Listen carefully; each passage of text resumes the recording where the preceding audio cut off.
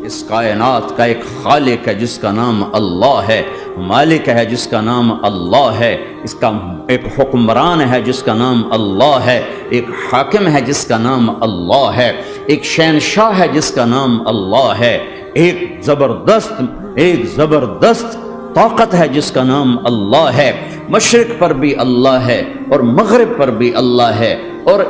شمال جنوب پر بھی اللہ ہے اور آسمانوں پر بھی اللہ ہے اور دھرتی پر بھی اللہ ہے۔ اللہ کی قسم، میرا ہاتھ کا یوں حرکت کرنے پر بھی میرے اللہ کا قبضہ ہے، میری زبان کے بول پر میرے اللہ کا قبضہ ہے، میرے یہاں بیٹھنے پر میرے اللہ کا قبضہ ہے، تمہارے کھچ کے آنے پر اللہ کا قبضہ ہے۔ آسمان کی چھت میرے اللہ کے قبضے میں ہے، زمین کا فرش میرے اللہ کے قبضے میں ہے، ہواؤں کے جھونکے میرے اللہ کے قبضے میں ہے،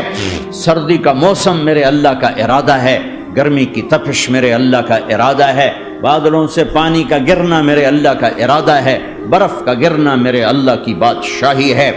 اور طوفانوں کا آنا، بجلیوں کا چمکنا، بادلوں کی گرج، موسموں کا تبدیل ہونا، درختوں کے پھلوں کے ذائقوں میں خوشبو، پھلوں میں مٹھاس، پھلوں کے اوپر کور، چھلکے، ان کے رنگ، ان کے ذائقے، اور تھنوں کے اندر دودھ، اور ہرن کے نافے میں مشک، اور سانپ کے منہ میں زہر، اور مکھی کے منہ میں شہد، یہ سب میرے اللہ کا ارادہ ہے۔ آپ پابند بن کے چلو اس اللہ کے جس کی شہنشاہی ہے، اس اللہ کے جس نے مجھے بنایا، اس اللہ کے پابند بنو جس نے مجھے آنکھوں کا نور دیا، زبان میں بول دیا، جسم میں طاقت دی، عقل کو سمجھنے کے اوصاف دیے۔ اس اللہ کے پابند بن کے چلو جس نے قرآن کو اتارا، جس نے دھرتی کو بچھایا، جس نے آسمان کو اٹھایا، جو موت دینے والا ہے، جو موت کے بعد اٹھانے والا ہے۔ اس اللہ کے پابند بن کے چلو، اس اللہ کے سامنے جھکو جو قبروں کو پھاڑ کر مجھے پھر کھڑا کرنے والا ہے۔ اس اللہ کے سامنے جھکو جو ساری آدم کی مردہ نسل کو دوبارہ زندہ کرنے والا ہے۔ اس اللہ کے سامنے جھکو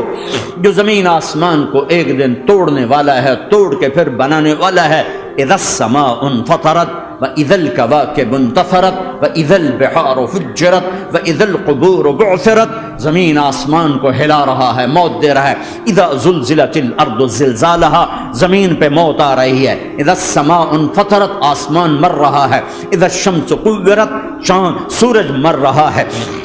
وَإِذَا الْجِبَالُ سُيِّرَتْ، یہ پہاڑوں کی موت ہے۔ عرش، فرش، لوح، قلم، کرسی، ہر شے کو فنا کے گھاٹ اتارنے والا اور خود ہمیشہ باقی رہنے والا، دائم رہنے والا، قائم رہنے والا، اپنی ذات میں قائم، اپنی ذات میں دائم، موت سے پاک، تھکن سے پاک، نیند سے پاک، اونگ سے پاک، ظلم سے پاک، ذوق سے پاک، خزانوں کا مالک، عزت کا مالک، قوت کا مالک، شہنشاہی کا مالک، کبریائی کا مالک، ہیمنت کا مالک، جبروت